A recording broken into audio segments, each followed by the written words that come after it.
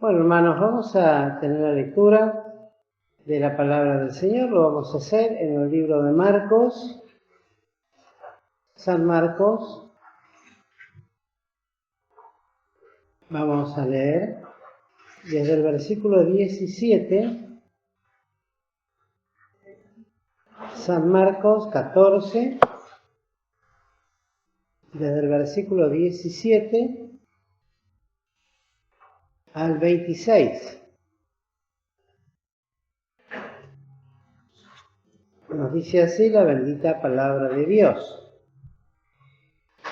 Y llegada la tarde, fue con los 12, y como se sentaron a la mesa y comiesen, dice Jesús: de cierto os digo que uno de vosotros que come conmigo me ha de entregar. Entonces ellos comenzaron a entristecerse y a decirle cada uno por sí: ¿seré yo? Y el otro: ¿seré yo? Y él respondiendo les dijo: es uno de los 12 que moja conmigo en el plato. A la verdad, el Hijo del Hombre va, como está escrito de él. Mas ay de aquel hombre por quien el Hijo del Hombre es entregado. Bueno le fuera a aquel hombre si nunca hubiera nacido. Y estando ellos comiendo, tomó Jesús pan, y bendiciendo partió y les dio: tomad, esto es mi cuerpo. Y tomando el vaso, habiendo hecho gracias, les dio, y bebieron de él todos.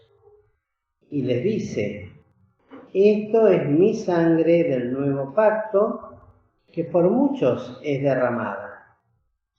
De cierto os digo que no beberé más del fruto de la vid hasta aquel día cuando lo beberé nuevo en el reino de Dios. Y como hubieron cantado el himno, salieron al monte de las Olivas. Aquí la lectura. Vamos en esta tarde a abrir o a meditar principalmente sobre el hecho que estamos, con el cual estamos reunidos acá, que tiene que ver con la cena del Señor. Es un hecho que el Señor Jesús lo estableció en lo que tenemos la Biblia, versión antigua, esta 1909, con índice al centro, que tiene las letras bastardillas. Van a leer que como subtítulo, que no está en los originales por supuesto, pero sí se pusieron después como para por lo menos identificar o tratar de ver qué es lo que trata los textos que debajo se relatan. Van a ver que dice la última Pascua, y en verdad es así. El libro de Marcos, debemos también aclararlo, que fue escrita por un hermano que fue sobrino de Bernabé, que fuera uno de los misioneros que llevaron el Evangelio juntamente con el apóstol Pablo. Lo real es que Marcos, o Juan, como a veces también se lo denomina en otros versículos de la Biblia, él nunca conoció personalmente al Señor Jesucristo. Y todo lo que relató en el escrito del Evangelio lo hizo en base a lo que el apóstol Pedro le dijo. Fue, ¿cómo se diría?, el escribiente del apóstol Pedro.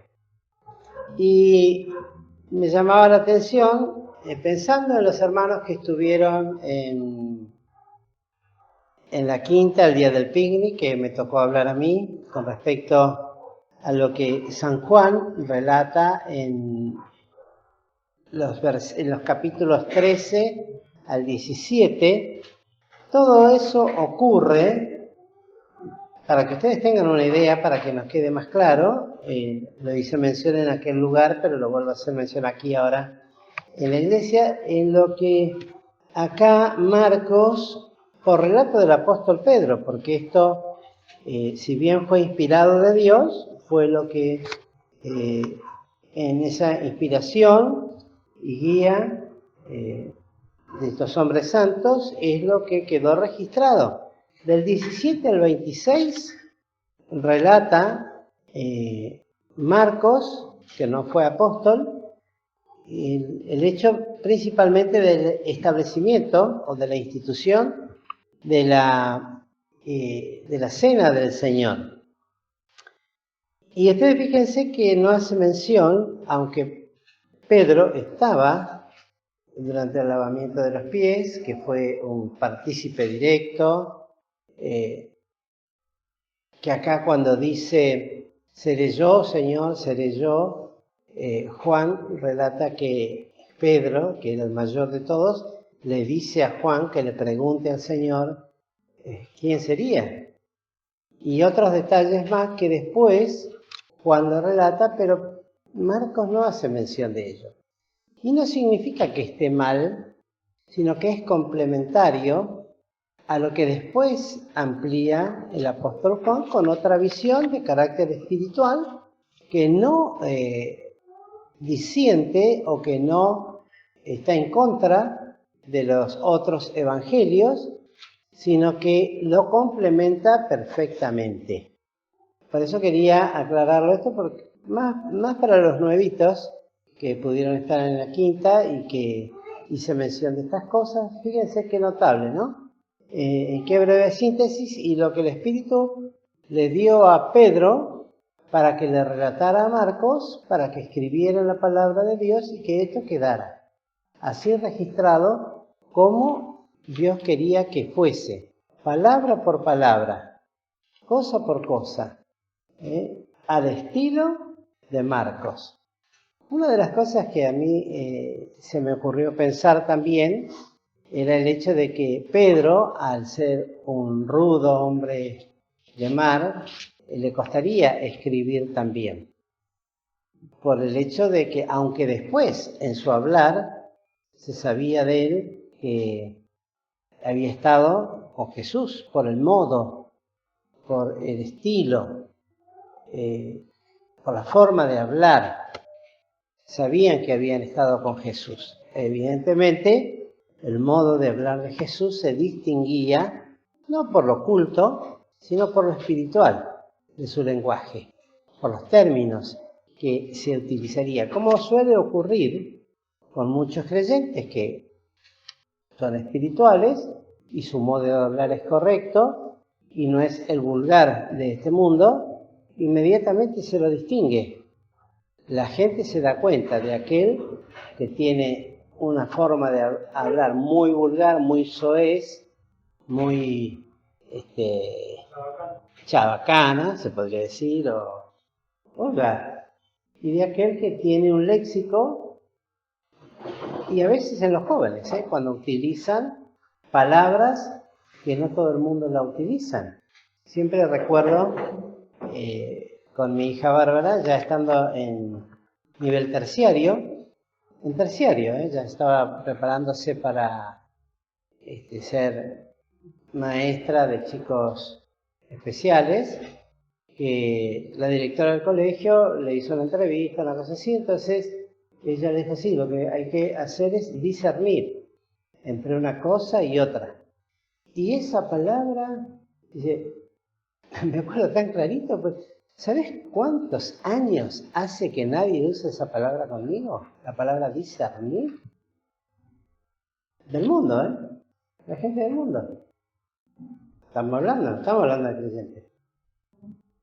Eso nos da la pauta de que aún los creyentes, los jóvenes, si se ajustan al vocabulario espiritual que corresponde, se ha de notar y se ha de saber. Y se distingue esto entre la gente. Que un joven o una persona mayor ya no corre en el mismo desenfrenamiento de disolución con el resto del mundo. Se nota. Entonces, estos todos detalles nada más que nos hablan de la importancia que aquí dejó registrado Marcos, el hermano Marcos. Y dejó registrado nada más y nada menos que la celebración de la Pascua, de la cena del Señor, después de la Pascua. Y lo hace en los términos que Dios le dio para que lo haga, aunque viniera transmitido por la boca del apóstol Pedro. Ya no solamente era una transmisión oral, sino que en este caso era oral e inspirado de Dios. Ningún escrito fue traído por voluntad propia. Marco no escribió esto por lo que oyó de otros, sino directamente por lo que Pedro le comenta y le relata cómo fue. Ahora, esto es importantísimo porque siempre a través de todos los siglos el enemigo ha tratado de desvirtuar, de destruir, de atacar todo lo que Dios ha dejado establecido en su palabra para posteridades siguientes, para nosotros y para los que vendrán. Y esto de la Pascua, y luego más aún lo de la Cena del Señor, hubo épocas posteriores a los apóstoles que conocieron y a los que vivieron en los tiempos apostólicos, que se desvirtuó un poco, luego fue corregido por hermanos fieles también. Pero ya sucedía en la iglesia en Corinto con la Cena del Señor. ¿Alguien puede decirlo así, parafraseando muy rápidamente, qué era lo que sucedía? Sucedía que cada uno en su casa o traía cosas y hacían lo que nosotros llamaríamos un ágape. Comían y bebían y hacían una gran comida. Y había quienes tenían poco y había quienes tenían mucho. No compartían. O sea, hacían cena, se sentaban en la mesa y el que traía una tortita pascualina de verdura comía eso, y el que traía un plato, un manjar, comían ese y no compartían. Y por eso viene la corrección del apóstol Pablo en 1 Corintios 11. Porque yo recibí del Señor lo que también os he enseñado. Y relata el apóstol Pablo, vuelvo a repetirlo, por inspiración divina, lo que directamente del Señor recibió. Ya no lo recibió de Marco, ni lo recibió de Pedro, lo recibió del Señor. Por eso dice lo que el Señor me enseñó, en otras palabras. Lo recibido del Señor, eso os enseño. Y coincide perfectamente con lo que Marcos, Mateo y Lucas relatan. Esto es algo verdaderamente maravilloso y único en la palabra del Señor. Hechos, y más aún en el aposento alto, donde estaban solamente los discípulos, algunos más, seguramente las mujeres que servían, y una cena íntima. Luego el Señor, terminada la cena, establece la participación de los símbolos, echado afuera a Satanás, que no tenía nada que ver con semejante dignidad de celebración, porque luego dice el apóstol, ¿no? Hay que tomar la cena del Señor, ¿cómo? Dignamente. O sea, la dignidad del creyente es participar de los símbolos de esa manera. Y coincide, no por coincidencia humana, sino por revelación divina, lo que Marcos escribe con lo que Pablo recibió del Señor directamente. Y no hay contradicción alguna. Podemos leerlo porque después lo vamos a... Fíjense en 1 Corintios, el capítulo 11,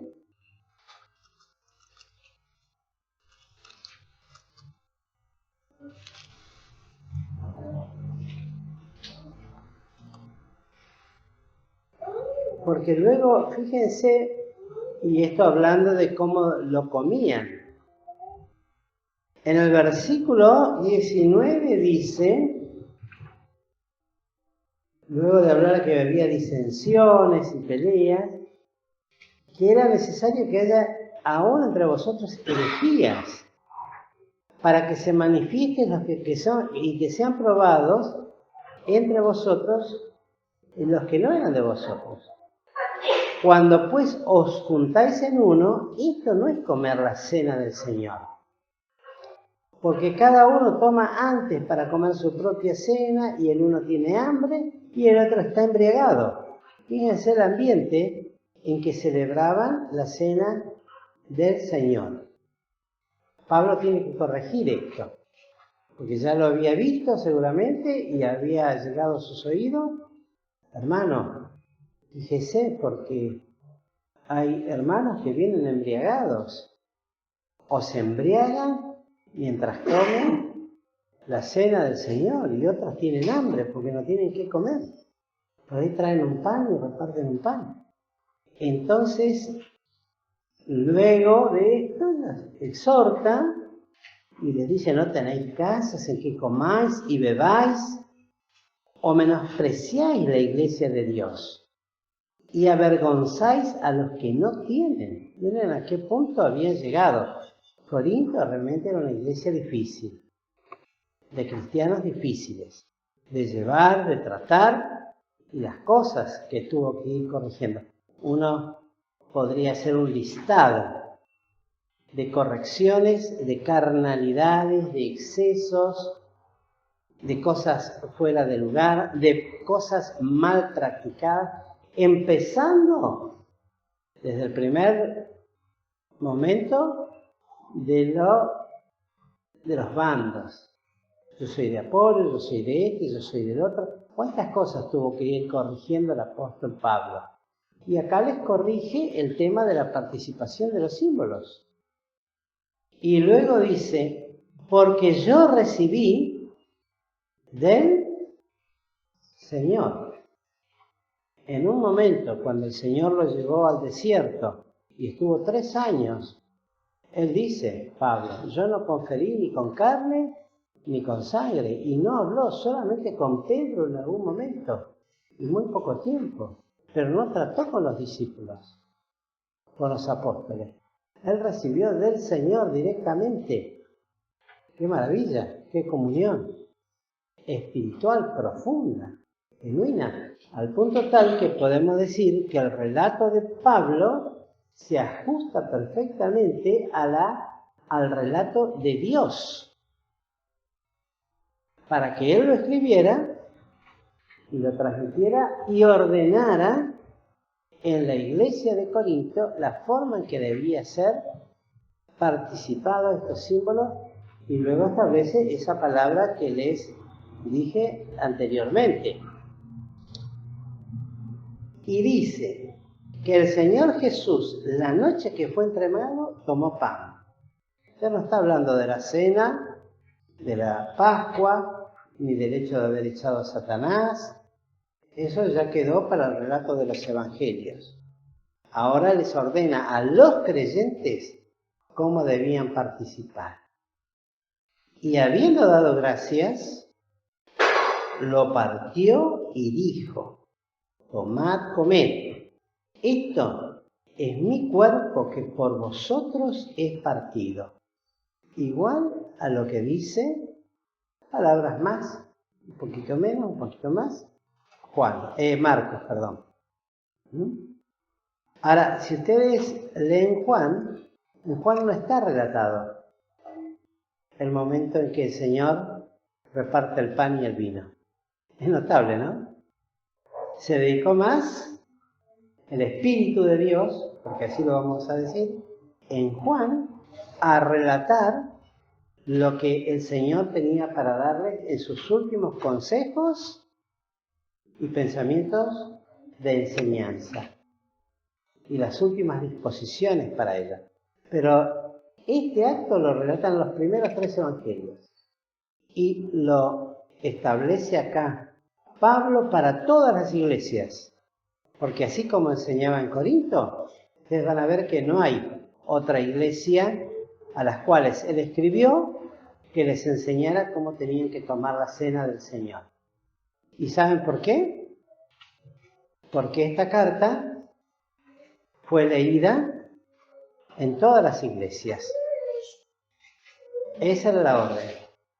La carta que recibió Corintio tenía que ser repartida a todas las iglesias para que sean ley. Habla de la unidad del Espíritu, en el vínculo de la paz. Habla de la unidad fraternal, de los renacidos de fe igualmente preciosa. No había una forma de tomar la cena en Corinto y otra de tomarla en la iglesia de Galacia, o que los tesalonicenses, los de Tesalónica, tomaran de otra manera la cena. Tenía que ser en todo igual. En otra de las cartas habla un mismo bautismo, una misma fe, un mismo espíritu, y podríamos agregar, sin error a equivocarnos, una misma cena. Y era la cena que tomaban los apóstoles, ni bien descendió el Espíritu Santo, allí en Hechos, el capítulo 2, cuando dicen, estaban unánimes en la participación también del pan. Y habla de la mesa. Entonces, qué importante que es todo esto. Y les dice, la noche que fue entregada, tomó pan y dio gracias. Y le dice, tomad, comed. Esto es mi cuerpo. Es el símbolo de su cuerpo. Antes de ser partido, antes de ser crucificado, antes de ser llevado a la cruz. Cuando se da gracias y se parte el pan, ya es el símbolo de la unidad y de podríamos decir, la pluralidad en singularidad. Un pan es un cuerpo y el cuerpo está formado por muchos trocitos de pan. Nos habla de singularidad al hablar de un pan y de pluralidad al hablar comer de él todos. Todos debemos participar. Y asimismo la copa, que era el pacto, lo hemos estudiado en otras lecciones, ese pacto hecho, nuevo, vivo, ¿sobre qué? Sobre el fundamento de su sacrificio vicario en favor de cada uno, donde es llevado a la cruz, es clavado en cruz, donde sobre su cuerpo son echados todos nuestros pecados y de toda la humanidad y de todos los tiempos, para que en su sangre fuesen deshechos, para deshacimiento de nuestros pecados. Por eso ya no hay pecado original, como dicen los católicos, apostólicos romanos, que condene al ser humano. Es el hecho de rechazar la obra de Cristo lo que condena. Es lo único que condena al hombre. Ni aun sus propios pecados, por supuesto, si no se arrepiente de sus pecados y no acepta a Cristo, se pierde. Pero la salvación está de esta manera establecida. Y tomó asimismo la copa después de haber cenado, diciendo, esta copa es el nuevo pacto en mi sangre. Haced esto todas las veces que bebiereis en memoria de mí. Lo cierto, hermanos, es como les decía, y que eso quedó inconcluso por seguir anotándolo, es que este propósito, por eso tomamos a Corintio, todas las cosas que tuvo que ser corregido, aún la realización misma de la cena del Señor, que es un acto muy simple en sí mismo, pero en verdad es muy digno para aquel que participa de él, y debe participar buscando ser digno de participar, no por nuestros méritos, sino por la obra que Cristo ha de hacer en nuestro lugar. Porque la Cena del Señor es un memorial. Es un memorial permanente para la Iglesia. El memorial es un acto público de hacer memoria de una persona y de sus hechos. Es un acto público de hacer memoria de una persona, de sus actos y de sus hechos. Cuando uno habla de Cristo y en la Cena del Señor, el principal tema tendría que ser siempre Cristo y a este crucificado. Así lo decía Pablo, porque no me propuse saber entre vosotros otra cosa que no sea a Cristo y a este crucificado. Ese es el tema de la Cena del Señor. Ese es el memorial. Recordar, traer a la memoria. Hacer esto en memoria de mí. ¿Y de qué cosa? Y de su muerte.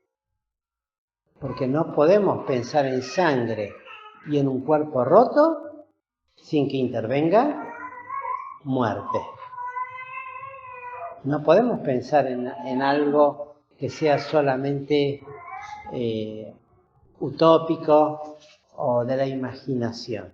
Cuando Cristo dice, este es mi cuerpo, era por lo que Él iba a entregar su cuerpo a ser roto en la cruz del Calvario, no a ser destrozado, porque no fue quebrantado hueso en Él, pero sí fue lastimado, sí fue perforado, sí fue roto, porque para poder clavarle los clavos en los pies, para poder clavarle los clavos en sus manos, para poder clavarle una corona de espinas punzantes que atravesaron la piel de su cabeza, de su frente, para poder clavarle una lanza en su costado, tuvieron que haber roto su cuerpo para que pudiese sangrar, porque tenía que sangrar, porque en su sangre estaba establecido este nuevo pacto, y en su sangre preciosa y bendita estaba la redención de nuestras vidas, el precio. Esa sangre preciosa habría de deshacer el pecado que tomaría contacto con él. Necesario es que intervenga muerte, para, como estudiamos cuando hablamos del testamento, ¿no? Para sellar un testamento. El testamento vale cuando el testador muere.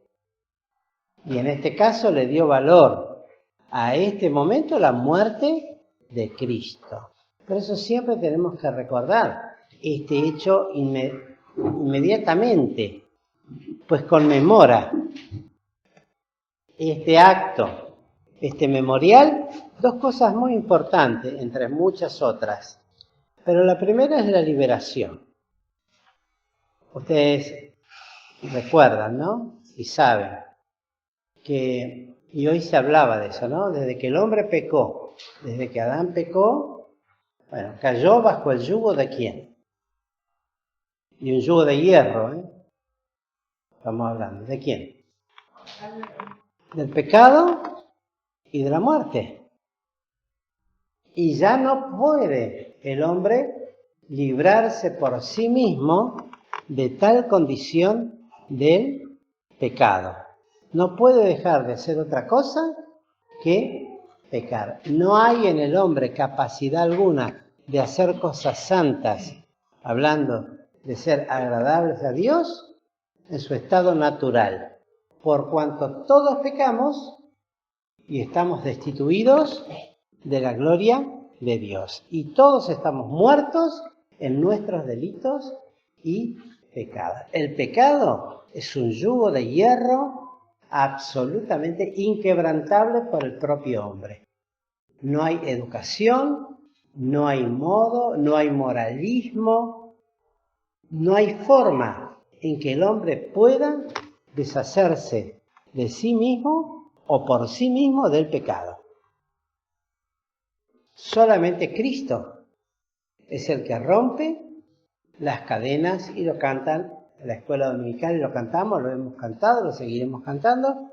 Cristo es el único que puede romper ese yugo de hierro del pecado. Es tremendo, ¿no? Pensar en esto. Pero es la realidad. Lo primero es la liberación. Es el hecho de que el Señor nos saca de una condición de esclavitud y de condenación y de muerte y nos levanta y nos sienta con los príncipes y con los príncipes de su pueblo. Nos saca de un lago cenagoso en el cual no podemos hacer pie y nos levanta y nos lava y nos limpia y nos viste de nuevo y pone en nuestros labios una canción nueva, una canción de libertad, ¿no? La libertad con que Cristo, la libertad preciosa con que Cristo nos ha hecho libres. Por otro lado también, conmemora y debemos ser agradecidos, porque no es una salvación efímera o es una salvación que se puede perder en cualquier momento, como le pasa a los que creen en la caída de la gracia. La realidad es que cuando el Espíritu Santo ha venido a nuestros corazones, vino con el empeño y con la realidad de sellarnos, de comprarnos y de no dejarnos más. Y el propósito es hacernos santos y prepararnos para aquel día cuando Cristo venga a buscarnos. Entonces, la salvación es eterna, no se pierde. Ustedes dirán, bueno, pero ¿quién puede creer eso? Nosotros tuvimos acá hermanos muy queridos, mi tía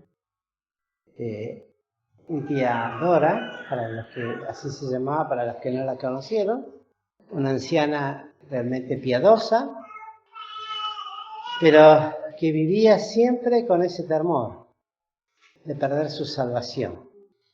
¿Por qué? Porque había sido enseñada en esa falsa doctrina de la caída de la gracia, y que si pecaba, perdía la salvación, porque el Espíritu Santo inmediatamente se iba de ella. Entonces vivía temerosa y cuidándose de no pecar, y después a la noche se pasaba largo tiempo orando, pidiendo perdón.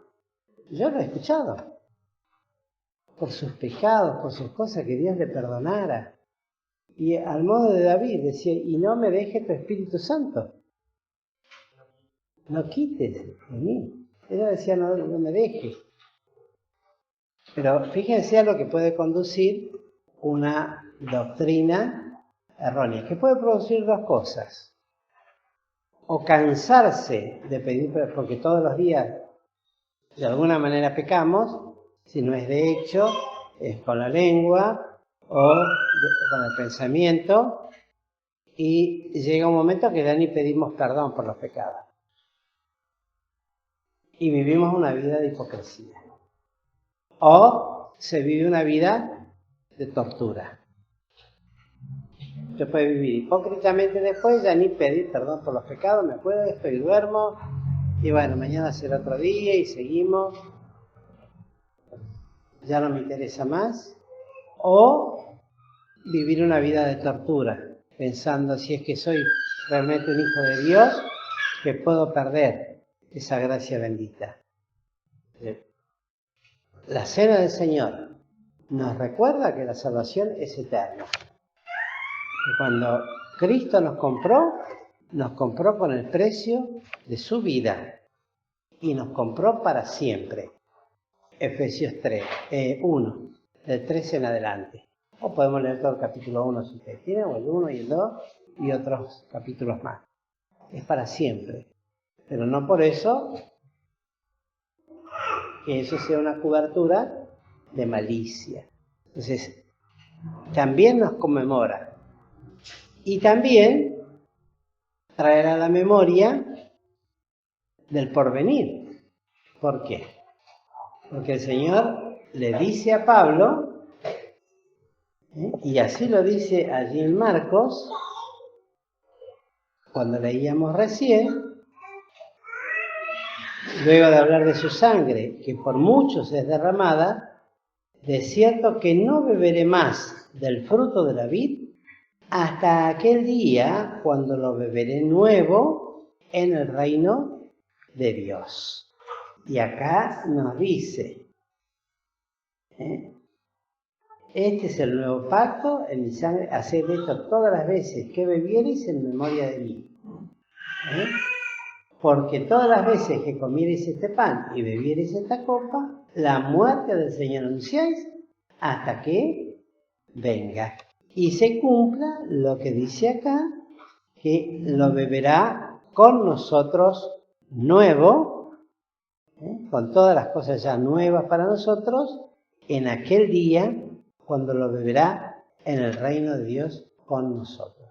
En las bodas del Cordero, cuando el Señor, Él, sea el gran pastor de las ovejas, que se tome ese bendito trabajo de servicio y seguir cumpliendo lo que Él dijo. Yo no he venido a ser servido, sino a servir. Y en aquel día es Dios, por eso lo puede hacer, ¿no? Porque nos imaginamos los miles de millones de creyentes reunidos ahí, y ahí el Señor se va a ocupar de repartir el pan y el vino. Y se tomará. Yo lo creo textualmente eso, no sé ustedes. Yo lo creo textualmente. Porque así lo dice, hasta que lo tenga de beber nuevo con vosotros en el reino de mi Padre, cuando venga. Y mientras tanto, nosotros recordar ese momento bendito y glorioso como una promesa a cumplir todavía por Cristo. Estas son las promesas proféticas que todavía se tienen que cumplir. Muchas ya se han cumplido en nuestras vidas. Esta se tiene que cumplir después que pase el arrebatamiento de la iglesia, el tribunal galardonador y luego las bodas del Cordero. Cuando Cristo, ya galardonados y vestidos, fiesta, comparta ese vino y ese pan de nobles que ha de tener allí, y ese vino seguramente, aunque no lo dice, pero de nobles también, para que nosotros participemos juntamente con Él en un solo espíritu, como un solo cuerpo, la esposa redimida del Cordero con el esposo. Como decía Juan, el que tiene la esposa es el esposo. Y los amigos participarán también como amigos invitados de tal fiesta. Por lo tanto, todo esto nos habla de tomar dignamente, como dice acá, ¿no? De manera que cualquiera que comiere este pan o bebiere esta copa del Señor indignamente, será culpado del cuerpo y de la sangre del Señor. Hermanos queridos, somos invitados del Señor a participar de los símbolos que Él dejó establecidos. Podemos tomarlo dignamente o indignamente. Qué triste que es participar indignamente, no trayendo a la memoria su obra en favor nuestro allí en la cruz, su muerte, su sacrificio, que lo hizo por mí. Porque eso de tomar dignamente implica a un examen de conciencia. Tomarse un tiempito, un examen de conciencia. Examinaos a vosotros mismos si estáis en fe. Yo me tengo que examinar cómo está mi vida, delante y con la ayuda del Señor. Y para eso dependemos de la ayuda y del auxilio del Espíritu Santo, porque humanamente no tenemos esa capacidad. Sí, con el Espíritu Santo en nuestros corazones nos puede guiar a ese examen personal y nos puede ayudar pues nos tiene que dar luz para reconocer entre lo bueno y lo malo, lo limpio y lo no limpio. Y todo eso en este instante. Qué notable. ¿Podremos hacerlo? ¿Con la ayuda del Señor? Seguro que sí. Va a traer a nuestra mente y a nuestro corazón aquello que nos acusa. Recordemos que decíamos esto, ¿no? El principal testigo en el tribunal galardonador va a ser el Espíritu Santo. El principal testigo en esta mesa, en esta cena, es el Espíritu Santo que está en nuestros corazones.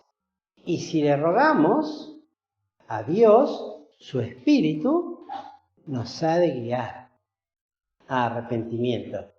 También promueve la confesión. Porque una cosa es reconocerlo y luego es confesarlo. Te confieso, señores. Y luego, seguido a eso, el pedir perdón. Para ser perdonados.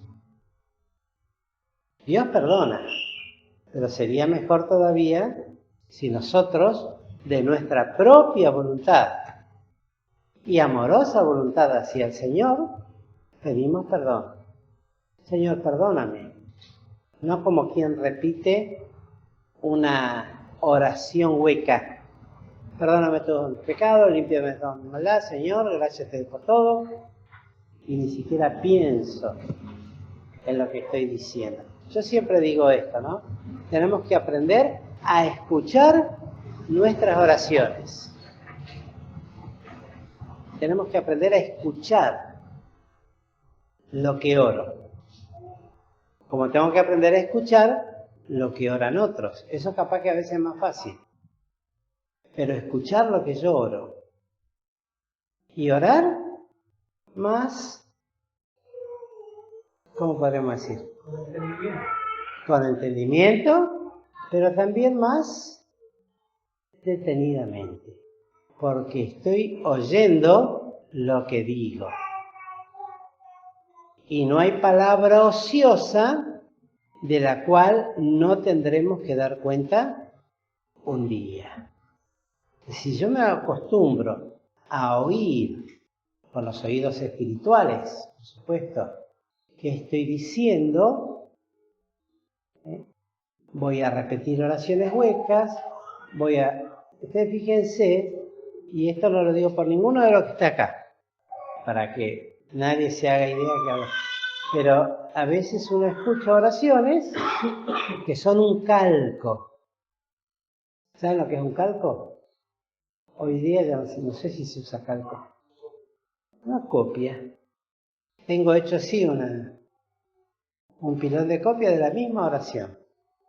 Y ta ta ta ta ta ta ta ta ta ta ta ta ta ta. Esa es mi oración en la cena del Señor.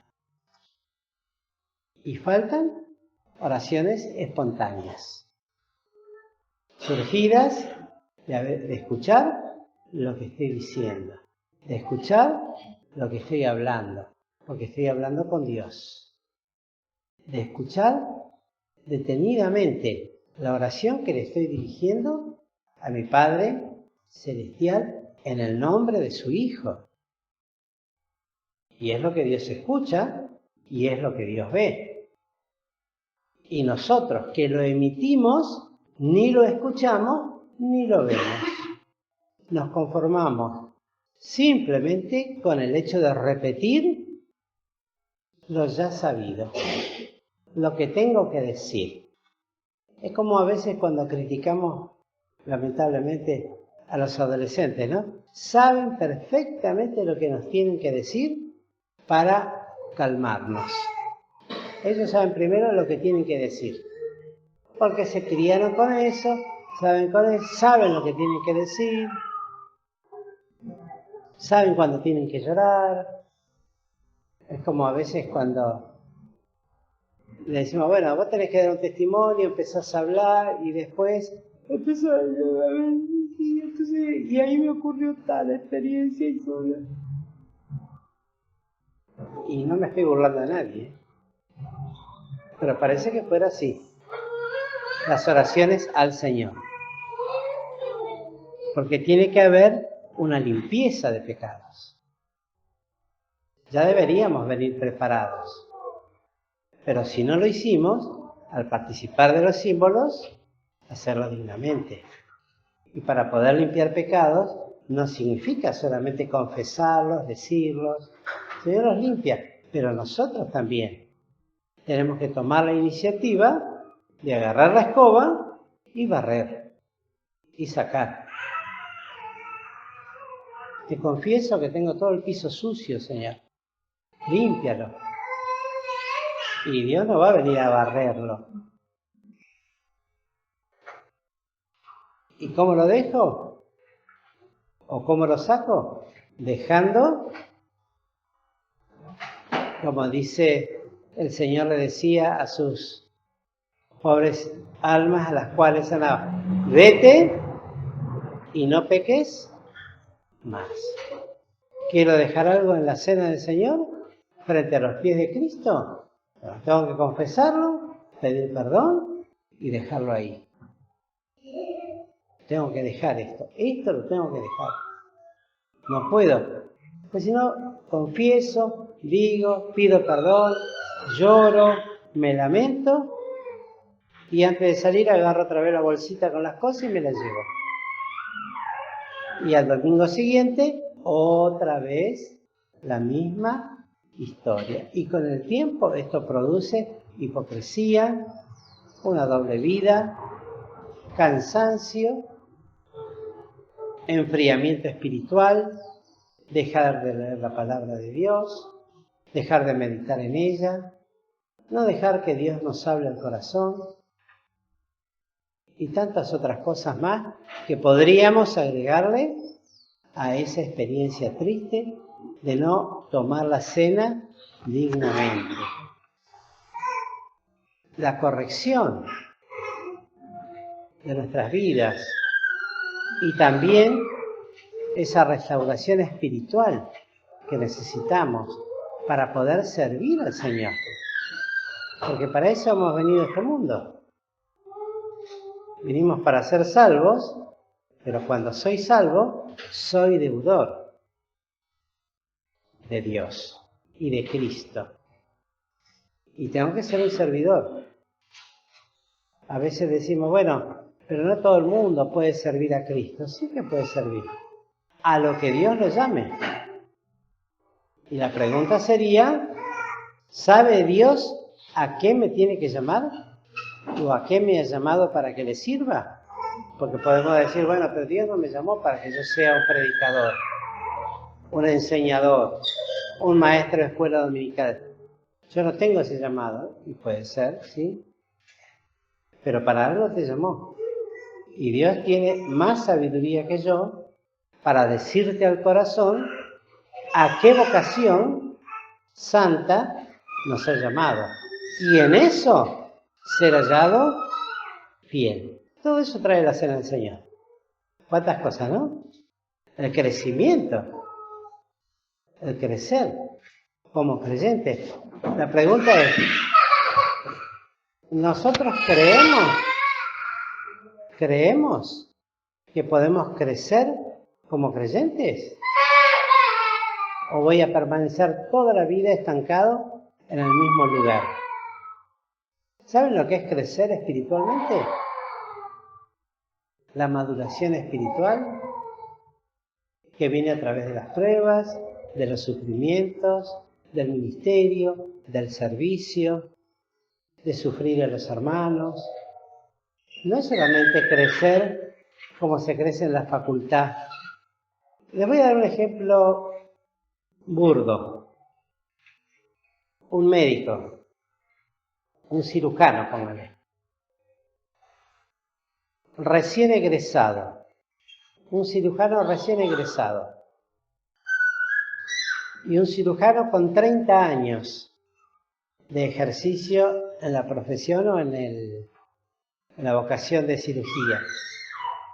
¿Quién es más grande? No por orgullo ni nada, sencillamente por una cuestión del ejercicio. ¿Quién es más grande? ¿Eh? que tiene más experiencia. Bueno, eso es un crecimiento. Es el crecimiento que da la experiencia. Similar a eso, tal vez no sea perfecta la figura, es el crecimiento como cristiano. Por eso hay que darle lugar a los ancianos en la iglesia, que tienen su lugar. No tienen la fuerza, el ímpetu, el arrastre que tienen los jóvenes, o la energía, pero tienen la sabiduría y la palabra de Dios se ocupa de que tienen que estar en la iglesia, porque se tienen que compensar. Porque una iglesia donde no hay ancianos es una iglesia que se puede ir para cualquier lado. Pero se levanta un anciano y dice, no, esto no es así, esto es así, y los jóvenes van a protestar. Pero el entendido va a saber que es así, como lo dice, y aún el respeto que debe haber, por supuesto. Por ejemplo, eso es crecimiento y otras cosas más que podríamos agregar. Siempre hablando del crecimiento espiritual como hijos de Dios. Y por último, la santificación.